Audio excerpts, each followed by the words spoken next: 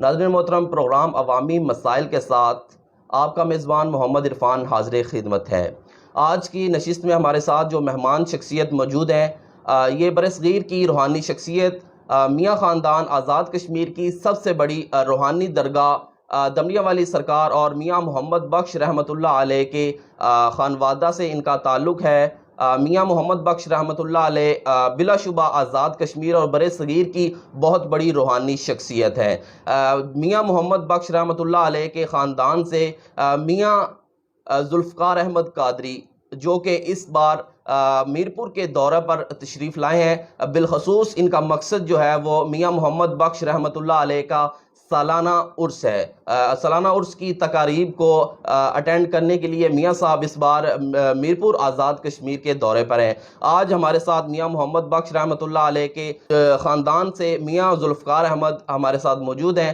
آج ہم ان سے میرا پہلا یہ سوال ہوگا کہ آپ میرپور آزاد کشمیر کے دورہ پر ہیں اور آپ کی جو ملاقات ہوئی ہے محکمہ اوقاف آزاد کشمیر کے افسران سے، تو اس حوالے سے آپ کیا کہنا چاہیں گے؟ اللہم صلی علی محمد و آلہ و صحابہ وبارک وسلم۔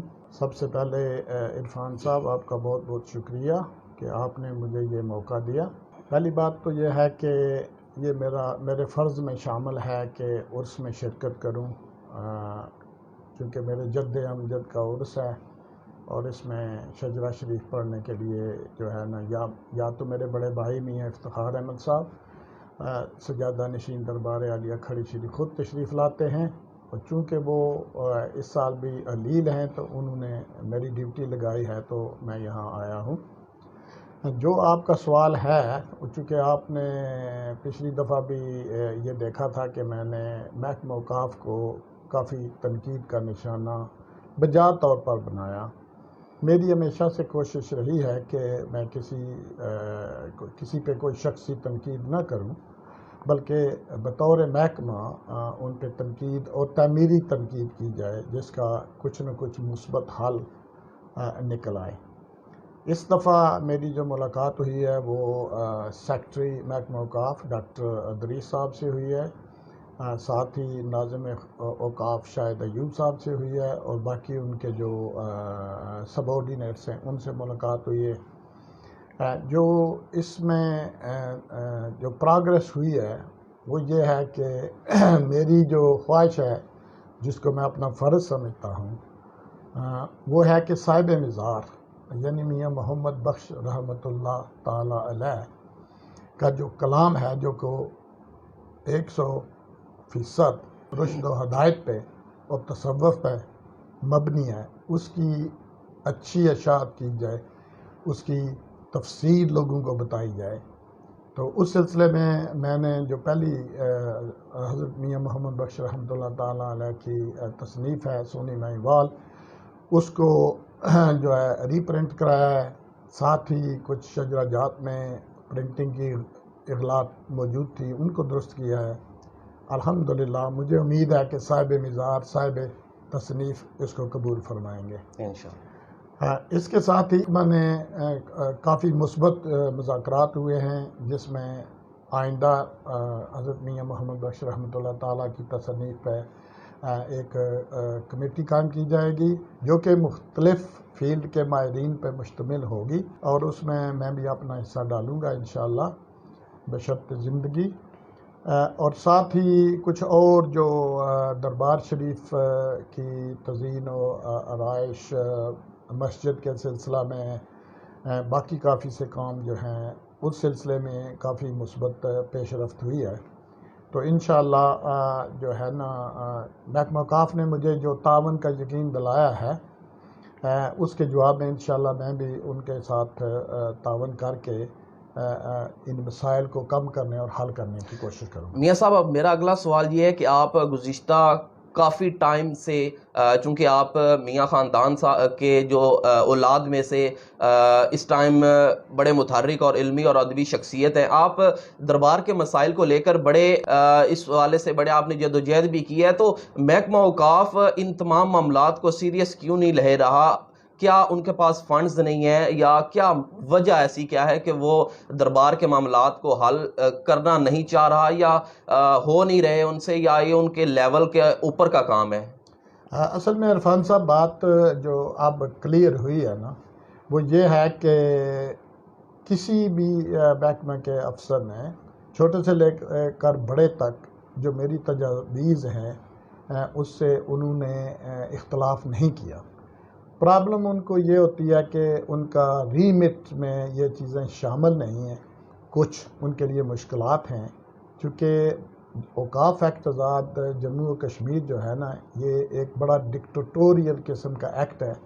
اس میں بے شمار ان کو جو ہے نا پاورز دی گئی ہیں، ان لمیٹڈ پاورز۔ تو جیسا کہ آپ جانتے ہیں کہ انگریزی کا محاورہ ہے کہ power corrupts and absolute power corrupts absolutely، جس کا اردو میں ترجمہ یہ ہے کہ آپ جب اقتدار میں ہوتے ہیں نا تو آپ کو جو ہے کرپشن جو ہے نا وہ ممکن ہو سکتی ہے، لیکن اگر آپ کو بلا شرکت غیر سے اقتدار میں ہوں نا تو وہ کرپشن جو ہے وہ انتہا کو پہنچ جاتی ہے۔ اس لیے اس میں شفافیت اور چیک اینڈ بیلنس جو ہے نا، جو میں نے پڑھا ہے اوقاف ایکٹ اور جو میرے مذاکرات ہوئے ہیں، اس میں کوئی ایسی جو ہے نا کنسٹرینٹ نہیں ہے، ایسا کوئی شفافیت سے چیک اینڈ بیلنس نہیں ہے، حیود و قیود نہیں ہے۔ تو وہ ایک قرارداد بھی ڈاکٹر رضا صاحب نے آزاد کشمیر اسمبلی میں ڈالی تھی، اس پہ بھی جو کام ہو رہا ہے اور اس میں ہم محکمہ کو فیسیلیٹیٹ کرنا چاہتے ہیں۔ تو اس لیے جو آپ کے سوال کا جواب یہ ہے کہ محکمہ کی جو ہے نا موجودہ پوزیشن، اس میں ان کے لیے چاہتے ہوئے بھی وہ موو نہیں ہو سکتے، تو انشاءاللہ اس پہ بھی ہم امید کرتے ہیں کہ انشاءاللہ ہم امید کرتے ہیں کہ دربار عالیہ کھڑی شریف کے جو مسائل ہیں وہ جلد اپنی پائے تکمیل کو پہنچیں گے اور جو حل ہونے کو جا رہے ہیں اور انشاءاللہ حل ہو کے رہیں گے۔ میاں صاحب، دربار عالیہ کھڑی شریف کے علاوہ جو ہے آپ کا دورہ میرپور ہے، جو چونکہ آپ نے کچھ عرصہ قبل پی ٹی آئی میں بطور جو ہے وہ کارکن شرکت کی ہے، اور آپ میرا یہ سوال ہے کہ آپ روحانی گھرانے سے آپ کا تعلق ہے اور بر صغیر کا جو ہے وہ بہت بڑا روحانی گھرانہ ہے، آزاد کشمیر کو میں جو ہے اس کو بڑی قدر کی نگاہ سے دیکھا جاتا ہے، پوری دنیا میں آپ کی شناسائی ہے، تو ایسا کیا ایسی مجبوری آئی کہ آپ جو ہے وہ سیاست میں آپ نے باقاعدہ طور پر انٹری دی؟ وہ بات یہ ہے جی کہ سیاست اور سیاست میں بھی فرق ہے۔ اصل میں جو تصوف ہے اس کا کام ہی فلاح انسانی ہے، چاہے اس میں آپ بھوکے کو کھانا کھلاتے ہیں، بہت ضروری اور بہت بڑی نیکی ہے، یہ شامل ہے، ان کے باقی مسائل حل کرتے ہیں۔ تو آپ حقیقی جو ہے نا تصوف، اس کو اصلی اور پاک سیاست سے علیحدہ نہیں کر سکتے، کیونکہ اصلی سیاست اور حکومت کا کام بھی جو ہے وہ فلاح انسانی ہے۔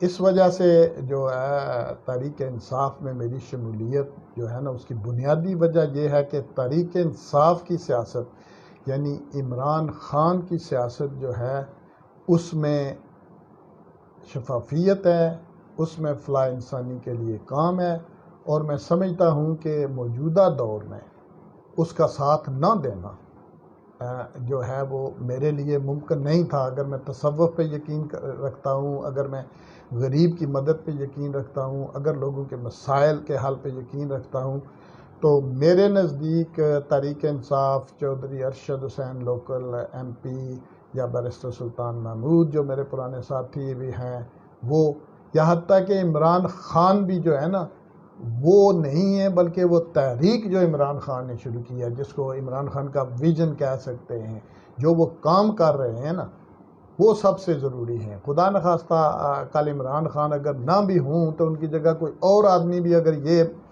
کام لے کے آگے بڑھے گا تو میری اس کے ساتھ پوری سپورٹ ہوگی۔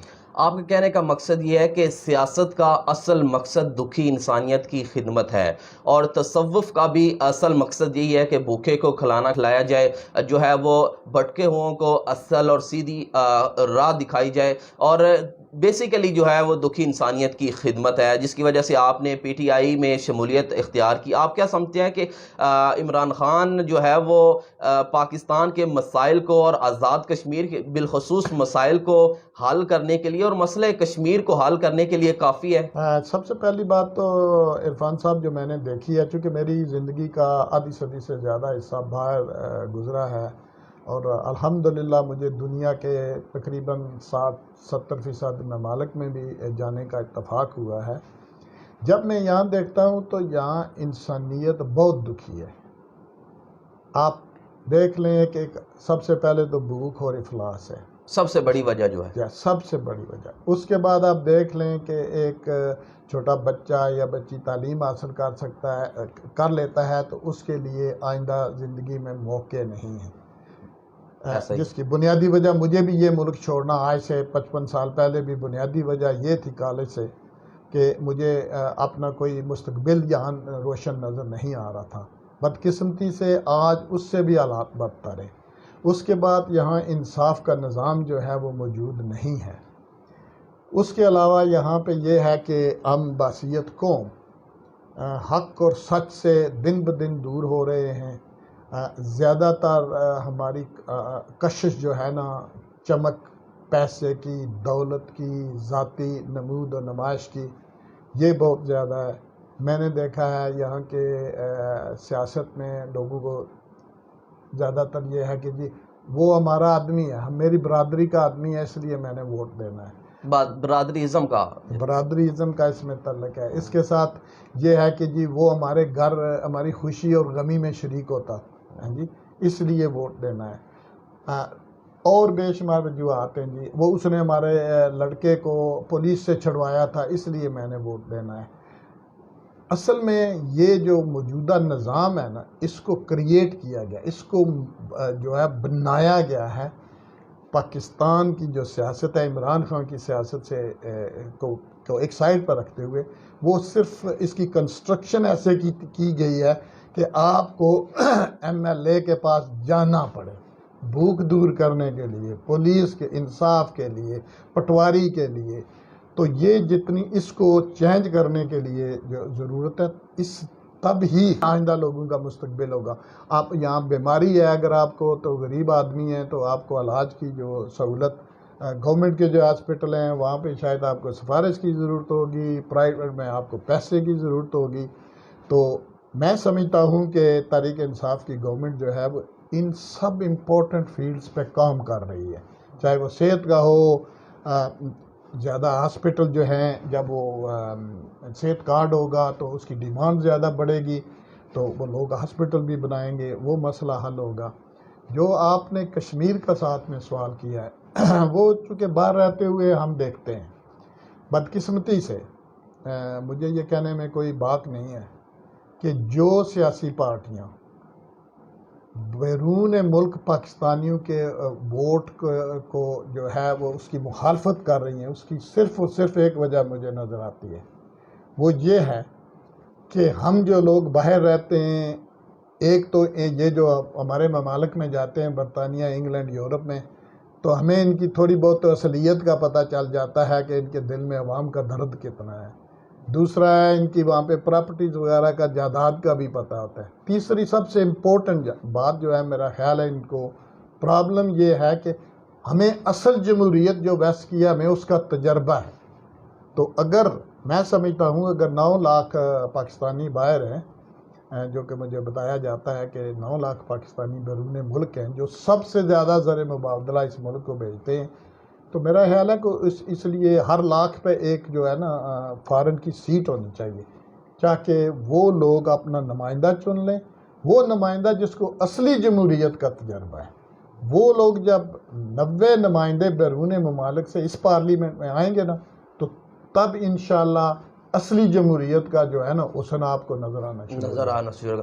میاں صاحب آپ نے ایک بات ذکر کی کہ یہاں پر لوگوں کو ووٹ دینے کا شعور نہیں ہے. ابھی تک وہی ٹوٹی نلکا سڑک اور چھوٹی چھوٹی باتوں پہ ووٹ دیا جاتا ہے. آپ کیا سمجھتے ہیں کہ عمران خان کی سیاست سے قبل جو سیاستدانوں نے سالوں اور باریاں لگا کر پاکستان پر حکمران رہے، کیا وہ لوگوں کو ووٹ دینے کا شعور دے نہ سکے یا وہ شعور دینا نہیں چاہتے تھے؟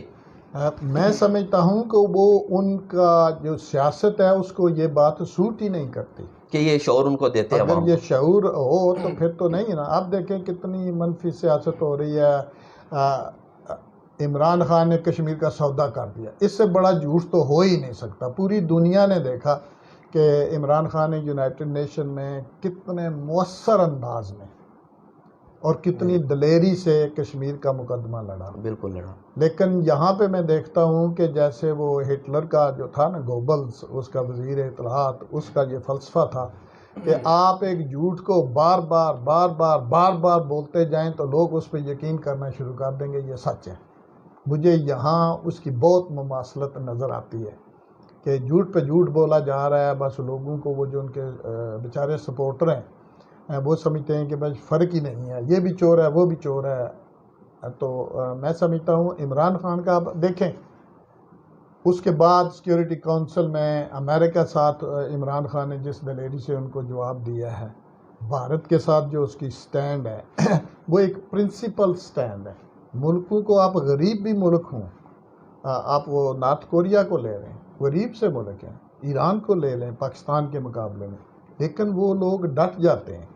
لیکن ڈٹنے کے لیے آپ کو جو ہے نا اپنا جو بنیاد ہے وہ مضبوط ہونی چاہیے. اگر آپ کی جائیدادیں باہر ہوں تو میں نے دیکھا ہے اپنی لائف میں شاہ ایران، صدام حسین، قذافی، یہ سب لوگ جو ہے نا وہاں پہ جائیدادیں ان کی ویسٹ میں وہ سب انہوں نے ہڑپ کر لی، انہوں نے قبضہ کر لیا جب ان کو سوٹ نہیں کرتا.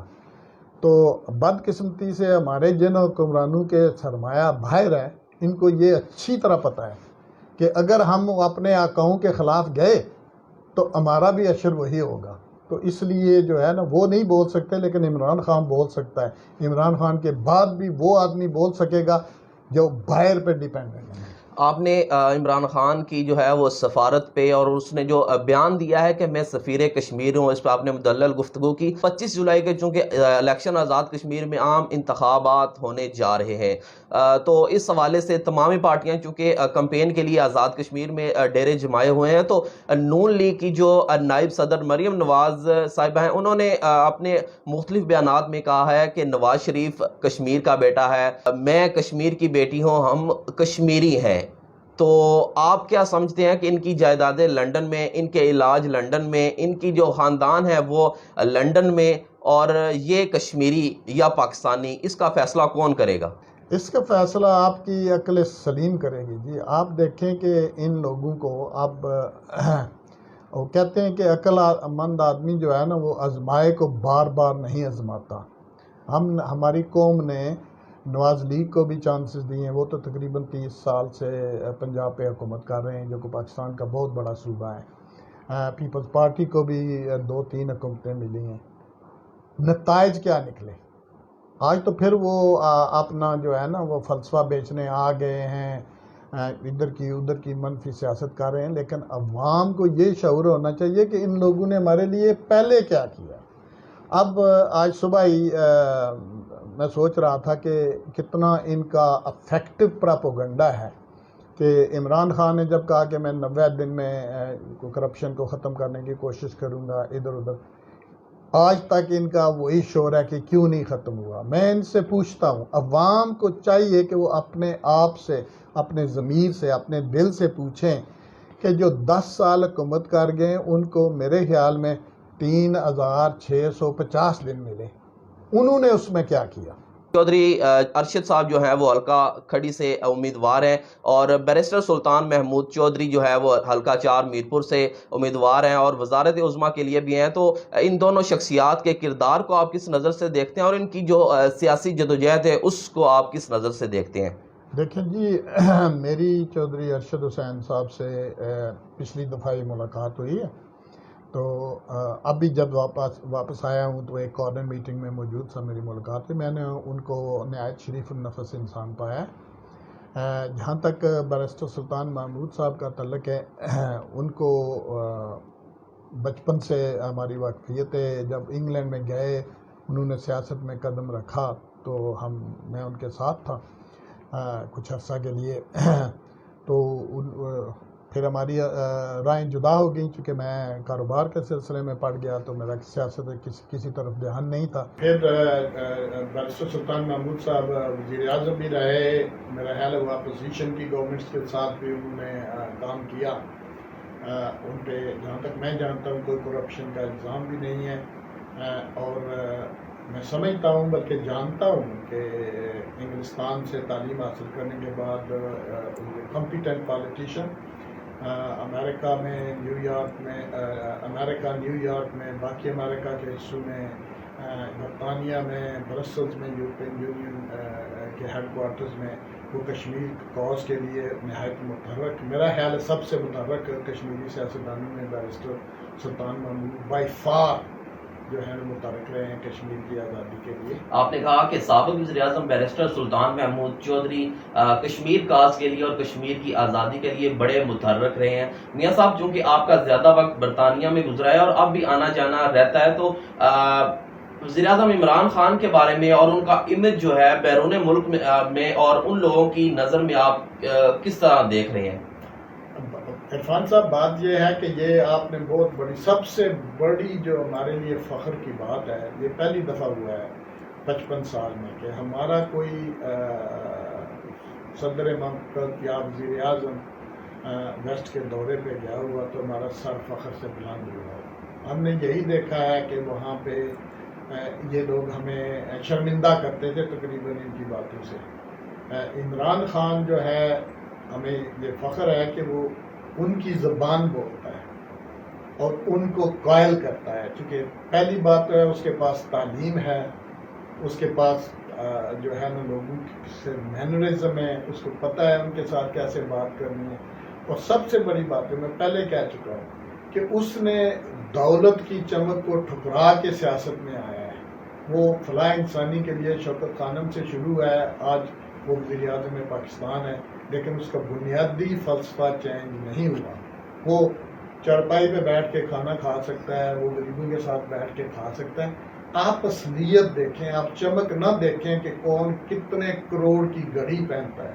مجھے تو یہ کہتے ہوئے شرم آتی ہے کہ جس ملک میں بھوکے اور ننگے ہوں تو آپ کس قسم کے لیڈر ہیں کہ آپ بہت بڑی جو ہے نا اتنی مہنگی گھڑی پہن رہے ہیں. آپ لندن کے ڈوچسٹر ہوٹل میں پورا سویٹ بک کراتے ہیں جو کروڑوں روپیہ کا جس کا کرایہ ہے. یہ آپ کو سوٹ نہیں کرتا. یہ کیسے غریب مسلمان ملک کے جو حکمران ہیں، اگر ان کا یہ طرز زندگی ہے تو یہ عمران خان کا نہیں ہے. اسی لیے عمران خان بات کر سکتا ہے، کنونس کر سکتا ہے الحمدللہ، اور وہ کرتا ہے. بالکل. عمران خان، وزیر اعظم عمران خان جو ہے وہ آپ کا کہنا ہے کہ وہ عوامی لیڈر ہے، وہ عوام کے اندر بیٹھ کر اور انتہائی سادگی سے بھی زندگی گزار سکتا ہے، اور اس نے یہ سارا کچھ کر کے دکھایا. پاکستان میں چونکہ یہ جو ہے غربت ہے، وہ لوگ غربت اور افلاس میں مبتلا ہیں، جبکہ جو سابقہ وزیر اعظم ہے اور وزرائے اعظم ہیں وہ لندن میں اپنا علاج کرواتے ہیں اور لندن میں مقیم ہیں، جو کہ اب پاکستان میں آنے کو ترجیح نہیں دیتے. میاں صاحب، میرا اگلا سوال یہ ہے کہ اپوزیشن جماعتیں جو کہ آزاد کشمیر میں ڈیرے جمائے ہوئے ہیں اور عام انتخابات 2021 کے لیے کمپین کر رہے ہیں، ان کا ایک جملہ ہے کہ وزیر اعظم عمران خان نے کشمیر کو بیچ دیا، عمران خان جو ہے وہ کشمیر فروش ہے. مجھے مختصر سا یہ جواب دیجیے گا کہ ایسا ہو سکتا ہے کہ عمران خان کشمیر کو فروخت کر دے اور عوام کو اور کشمیریوں کو پتہ ہی نہ چلے؟ سب سے پہلی تو یہ بات ہے جی کہ عمران خان نے جو یونائٹڈ نیشن میں اسٹینڈ لی ہے اور اس کے بعد اسی پہ عمل کر رہا ہے، یہ ساری دنیا کو معلوم ہے. یہ جو میں نے پہلے عرض کی تھی نا، یہ گوبلز والا جو پراپوگنڈا کیا جا رہا ہے نا، اس پہ کوئی آپ اس پراپوگنڈے کا یہ اثر ہے کہ ود دا گریٹسٹ رسپیکٹ جو لوگ نون لیگ کو سپورٹ کرتے ہیں، میں جانتا ہوں، اور کچھ جو ایم ایل اے ہیں نون لیگ کے وہ بھی اچھے لوگ ہیں، لیکن وہ بندہ شیر کیسے ہو سکتا ہے جو بھاگ جاتا ہے جی؟ اس کو جو لوگ تسلیم کر رہے ہیں، آپ سوچنا پڑے گا. ان لوگوں کو میں عرض کرتا ہوں کہ بھائی دیکھیں، آپ اپنی عقل استعمال کریں، خدا کو حاضر ناظر جان کے یہ دیکھیں کسی تعصب سے بالاتر اور سب سے بنیادی بات جو ہے نا عرفان صاحب، میں سمجھتا ہوں کہ سب کو سمجھنی چاہیے، برائے مہربانی اگر آپ نے اپنی آئندہ نسلوں کی بہتری چاہنی ہے تو اپنے مفاد یعنی انفرادی مفاد کو چھوڑیں، اجتماعی مفاد کو دیکھیں کہ قوم کی تقدیر کیسے بدلے گی، آپ کی آئندہ نسلیں کیسے بدلیں گی۔ ایک ایم ایل اے آپ کے گھر آ جاتا ہے، فاتحہ خوانی کرتا ہے یا آپ کی شادی پہ آ جاتا ہے، اچھا آدمی ہے، اخلاق اچھا ہے، اس سے آپ کی آئندہ نسلوں کی تقدیریں نہیں بدلیں گی۔ اس کے لیے آپ کو سوچنا پڑے گا۔ پلیز جس وقت آپ 25 جولائی کو جائیں نا، یہ اپنے ذہن میں رکھیں کہ آپ خدا کو حاضر ناظر جان کے اور اپنی آئندہ نسلوں کی بہتری کے لیے جس کو مناسب سمجھتے ہیں اس کو وہ بالکل آپ نے کہا کہ انفرادی سوچ کو ختم کر کے اجتماعی سوچ کو جو ہے فروغ دیں۔ 25 جولائی کو جب آپ پولنگ سٹیشن جائیں تو یہ ساری جو ہے وہ منفی باتیں ایک طرف رکھ کر اپنے ذہن اور اپنے سوچ کو جو ہے وہ وسعت دے کر جو ہے جس نمائندے کو، جس حکمران کو آپ سمجھتے ہیں کہ یہ کشمیر کے لیے، پاکستان کے لیے بہتر ہے، اور اس کو ووٹ ڈالیں۔ اور میاں صاحب کے بقول یہ وزیر اعظم عمران خان اور بیرسٹر سلطان محمود چودھری سے بڑھ کر اور کوئی سیاستدان نہیں کر سکتا، چونکہ اپوزیشن جماعتیں جو ہے وہ سیاسی چورن بیچ رہی ہیں، اور عمران خان کو کشمیر فروش کہہ کر وہ ہے وہ جو لوگوں کی ہمدردی حاصل کر رہی ہیں، اس سے بڑھ کر اور کچھ بھی نہیں ہے۔ پروگرام کے اختتام پر اتنا سا کہنا چاہوں گا کہ 25 جولائی کو جو ہے وہ الیکشنز ختم ہو جانے ہیں۔